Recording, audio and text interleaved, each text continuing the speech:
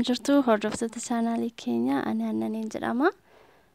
Har'ammoo kan waliin ilaallu ergaa tokko namoota baay'ee maqaa isaaniitiin akka ga'utti dookumentii tokko irratti akkamittiin akka hojjennu kan waliin ilaallu ta'a. Steepiin ni jalqaba. Microsoft Word keenya banna.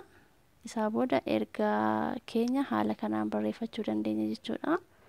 Ani kaniin qopheesse xalayaadha.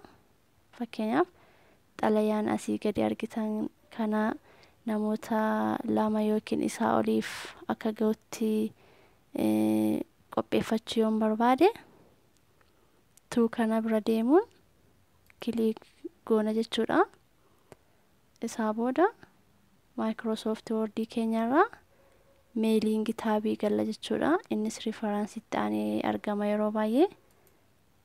Achi jalatti immoo select recipient kan jettu jirti. Isaa booda type new list kan jettu jirti. Isan tuqa jechuudha. Yoo duraan immoo list goonee kan qabnu ta'e immoo use existing list kan jettu kana tuqna jechuudha. Ammaaf waan hin qabneef type new list kan jettu kana nan tuqa. Isaa booda booksii asii gadi argitan kanneen dhufa maqaa namootaa galchina jechuudha. Fakkeenyaaf title kan jedhu jalatti obbo jedheen nan galcha. First name jalatti immoo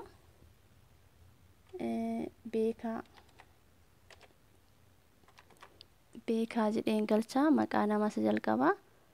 Inni itti aanu immoo galchuuf new entry tuqa. Isaa booda obbo Caalaan jedha jechuudha. Caalaa ammas nama biraa galchuuf new entry tuqa. Isaa booda obbo asirratti Boonsaan jedha jechuudha. Kanaa olis dabaluu dandeessu new entry akka jettan jechuudha. Isaa booda okay jettu. Isaa booda yeroo biraa fayyadamuuf maqaa namoota kanaa save gootanii kaawwachuu dandeessu. Fakkeenyaaf save godhee kaawwachuuf dookumentii keessa save godhee kaawwachuuf dookumentii tuquun file name irratti maqaa barbaadan tokko moggaasuu dandeessu. Fakkeenyaaf ani MK kan jedhu moggaaseen jira. Isaa booda save jenna jechuudha. Yeroo biraa fayyadamuu yoo barbaannee fi steepiin itti aanu start mail merge kan jedhu tuqna jechuudha. Meelingii jala galuun kaniin ergaa jiru xalayaa waan ta'eef letter kan jettu kanan tuqa. Ammas achuma deebi'uun step by step kan jettu kanan tuqa jechuudha. Isaa booda gara harka mirgaa keenya deemuun next kan jettu jirti. Amma dhumaatti next gochuun oliin deebi'a jechuudha. As deebi'uun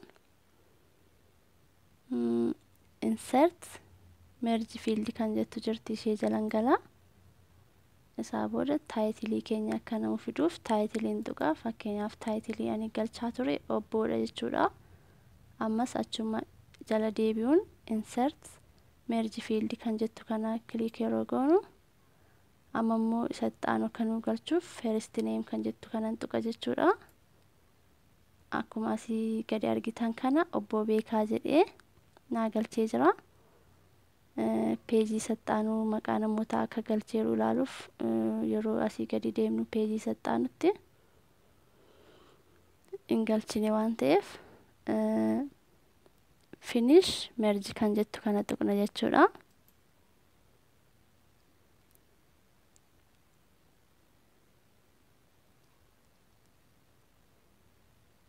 Isaa booda edit individual document kan jettu tuqna.